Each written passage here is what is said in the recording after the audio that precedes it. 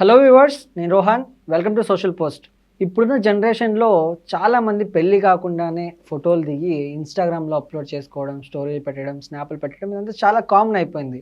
So once ఆ ఇన్స్టాలో stories కానీ లేకపోతే ఇన్స్టాలో పోస్టులు కానీ ఇలా పెట్టిన తర్వాత పెళ్ళి చేసుకున్నాక ఇదేదైతే ఇన్స్టాగ్రామ్లో ఆ లవ్, ఆ పరిచయం, ఆ ప్రేమ ఏదైతే ఉందో అదంతా రియల్ లైఫ్లో ఎందుకు ఉండలేకపోతున్నారు? అసలు ఒకవేళ పెళ్ళికి ముందు అలా ఉండి పెళ్లి తర్వాత ఇలా ఉంటే లీగల్గా చట్టాలు ఏం చెప్తున్నాయనే విషయాన్ని డీటెయిల్గా తెలుసుకునే ప్రయత్నం చేద్దాం. ఈరోజు మనతో పాటు అడ్వకేట్ అల్లం నాగరాజు గారు ఉన్నారు. ఆయనతో మాట్లాడదాం. నమస్తే అండి. నమస్తే అండి. సో బేసిక్గా మీకు తెలిసిందే, ఇప్పుడున్న జనరేషన్ ఎలా ఉన్నారంటే ఆల్మోస్ట్ అంతా ఆన్లైన్ లైఫ్ అయిపోయింది. ఆఫ్లైన్లో తక్కువ ఉంటున్నారు, ఆన్లైన్లో ఎక్కువ ఉంటున్నారు. అంటే దీనివల్ల ఎలాంటి ప్రమాదాలు ఉన్నాయి, లీగల్గా ఎలాంటి రెమెడీస్ ఉన్నాయండి? ఇప్పుడు సోషల్ లైఫ్లో ఒక వైఫ్ అండ్ హస్బెండ్గా ఉండాలంటే, ఎందుకంటే మీరు అన్నట్టు మ్యారేజ్ ముందు ఏదైతే ఉన్నదో వాళ్ళకు ఉన్నటువంటి ఏదైతే అఫెక్షన్ ఏదైతే ఉన్నదో అది కూడా ఓవర్గానే ఉంటున్నారు. మీరు అన్నట్టు మ్యారేజ్ తర్వాత ఆన్లైన్లో ఎక్కువ, ఆఫ్లైన్లో తక్కువ ఉండే సిచ్యువేషన్స్ మనం చాలా చూస్తున్నాం. ఏదేమైనా ఇద్దరి మధ్యలో ఒక అండర్స్టాండింగ్ లోపిస్తే వాళ్ళ మధ్యలో ఒక వైవాహిక జీవితం అనేది ఖచ్చితమైన పద్ధతిలో కొనసాగదని చెప్పి అనుకోవచ్చు. అంటే ఇప్పుడు పెళ్ళికి ముందు ఆన్లైన్లో పరిచయమైన వ్యక్తులు ఉంటారు, వాళ్ళు లవ్ చేసుకుంటారు అండ్ ఏం చేస్తూ ఉంటారంటే ఫిజికల్గా కూడా కలుస్తూ ఉంటారు. అలా కలిసిన తర్వాత ఈ ఆన్లైన్గానే రిలేషన్షిప్ మెయింటైన్ చేసుకొని దాని తర్వాత నేను పెళ్ళి చేసుకోను అని చెప్తూ ఉంటాడు మగవాళ్ళు కానీ ఆడవాళ్ళు కానీ. అప్పుడు ఎలాంటి చట్టాలు వర్తిస్తాయండి వాళ్ళకి? ఇంకా చట్టాలంటే చట్టాల ద్వారా మనుషుల లోపల ప్రవర్తన చేంజ్ తీసుకురావడం కొంచెం కష్టమైన పని. ఎందుకంటే ఇప్పుడు రిలేషన్షిప్ ఏదైతుందో అది వాళ్ళిద్దరి అండర్స్టాండింగ్ బట్టి రిలేషన్ మెయింటైన్ అవుతుంది తప్ప చట్టాల ద్వారానే వీళ్ళు మారుతారు అనేది లేవు. అట్లాంటి చట్టాలు అనేవి లేవు. ఒకవేళ వాళ్ళు బిఫోర్ మ్యారేజ్ వాళ్ళు క్లోజ్ రిలేషన్గా ఉండి ఒక ఫ్రెండ్స్ ఉన్నారా, వాళ్ళు లవర్స్ ఉన్నారా, మ్యారేజ్ చేసుకుందాం అనే ఒక ఆలోచనతో ఉంటున్నారా, లేదంటే లివింగ్ రిలేషన్ ఏదైతే అనుకుంటున్నారా, వాట్ ఎవర్ ఇట్ ఈస్, అంటే వాళ్ళ మెజారిటీ అటెండ్ అయిన తర్వాత వాళ్ళ ఇండిపెండెంట్ ఒపీనియన్ పైన ఆధారపడి ఉంటుంది. కానీ ఎవరైతే ఒకరిని నమ్మబలికి, అంటే నిన్ను పెళ్లి చేసుకుంటా అని చెప్పి నమ్మించి మోసం చేస్తే, ఆడవారికి అయితే వాళ్ళకు ఒక ప్రొటెక్టివ్ రైట్స్ అయితే లీగల్ రైట్స్ ఉంటాయి. మగవారు కూడా కేసెస్ పెట్టచ్చు, కానీ చాలా తక్కువ సందర్భం.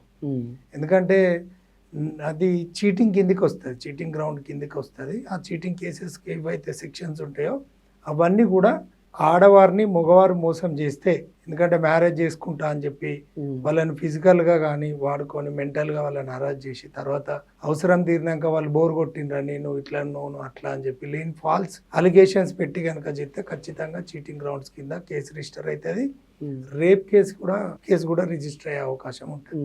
సో మనం ఫ్యామిలీ ఈ ఇష్యూస్ గురించి మనం మాట్లాడుకుంటే రీసెంట్గా చాలా జరిగాయి.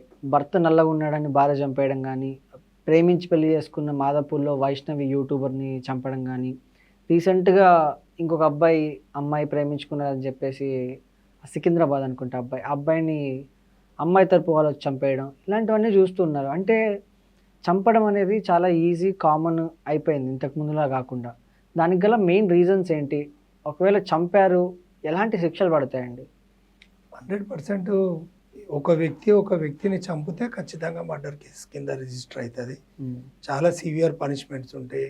దాని ఎస్టాబ్లిష్మెంట్ కూడా, క్రైమ్ ఎస్టాబ్లిష్మెంట్ కూడా మంచి, అంటే పగడ్బందీగా చేస్తారు. 100% శిక్షలు పడతాయి.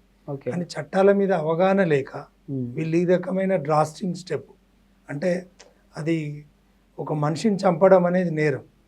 చంపడమే ఫైనల్ కాదు, నీకు నచ్చితే కలిసి ఉండు, లేకపోతే వదిలేయి. కానీ ఈయన అడ్డము అని చెప్పి, ఈయన ఉంటే వాళ్ళ ప్రైవసీకి అడ్డమని ఒకరికొకరు, భర్త కానీ భార్య కానీ ఇట్లాంటి మర్డర్స్ అయితే ఉన్నటువంటి ఏదైతే బ్రూటల్ మర్డర్స్ ఉన్నాయో ఇవి ఖచ్చితంగా ఏంటంటే ఒకరికొకరికి ఏంటంటే ఒక విధమైన ఇబ్బందికరంగా ఫీల్ అవుతోని సైకలాజికల్ ఇన్బ్యాలెన్స్ తోటి చేస్తున్నటువంటి అఫెన్సెసే. కానీ చట్టాల మీద అవగాహన ఉంటే వాళ్ళు ఎవరు కూడా ఇట్లాంటి డిసిజన్ తీసుకోరు.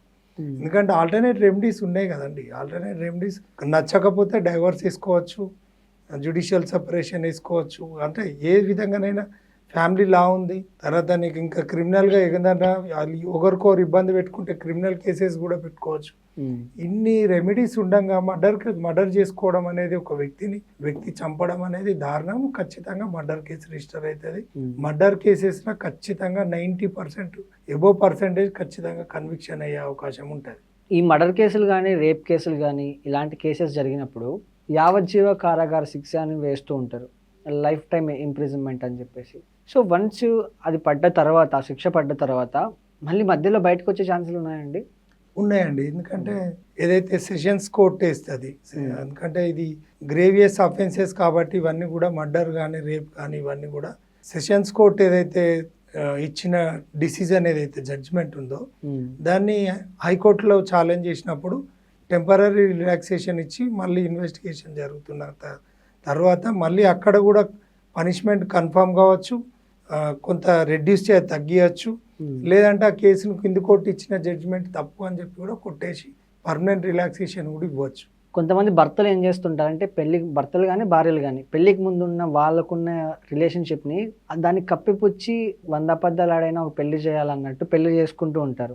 వన్స్ పెళ్ళైన తర్వాత ఈ చిన్న చిన్న అబద్ధాలే, నేను ఇంతకుముందు వేరే వాళ్ళని ప్రేమించానని చెప్పడం కానీ, లేకపోతే ఇంతకుముందు ఇలా అయింది అలా అయింది అని చెప్పుకోవడం కానీ, వన్స్ ఇలా చెప్పిన తర్వాత విడాకుల దాకా దారితీసే పరిణామాలు మనం చూస్తూ ఉంటాం.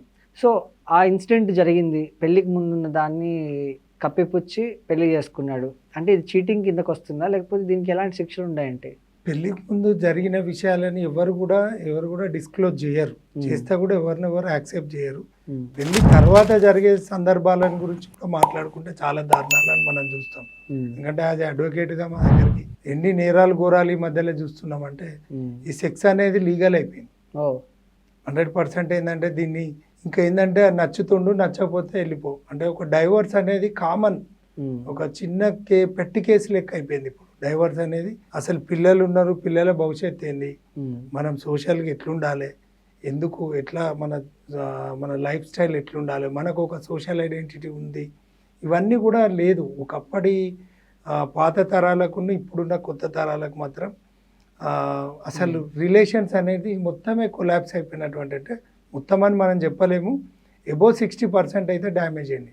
ఇప్పుడు మీరు అడిగిన ప్రశ్నకి ఏంటంటే పెళ్ళికి ముందు జరిగిన విషయం బయటికి తెలిసింది అనేది తెలిస్తే కనుక ఏంటంటే ముందైతే చెప్పారు, ఎవరు కూడా రివీల్ చేసి నేను ఇట్లా తిరిగినా, నేను పలానాతో తిరిగినా, నేను పలానా ఆమెతో రిలేషన్లు ఉన్నా, ఇవి అనేది చాలా తక్కువ. అర్థం చేసుకొని ఒక ఫ్రెండ్లీ నేచర్లు ఉండి వాళ్ళు ఒక లైఫ్ లీడ్ చేసే కొన్ని ఫ్యామిలీస్ ఉన్నాయి. లేకుంటే అర్థం చేసుకోకుండా వాళ్ళు ఉంటే మాత్రం ఖచ్చితంగా ఏంటంటే వాళ్ళు డైవర్స్ వరకు పోతున్నారు. ఈ మధ్యలో ఏంటంటే చాలామంది కొన్ని కేసులలో రేట్ కేసులలో మగవాళ్ళకు కూడా డైవర్సులు చాలా తక్కువ ఉండేది, వాళ్ళకు కూడా డైవర్స్ ఖచ్చితమైన ఆధారాలు చూపెడితే వాళ్ళకు కూడా డైవర్స్ గ్రాంట్ అవుతున్నాయి. రైట్, థ్యాంక్ యూ అండి, thank you so much. Thank you అండి.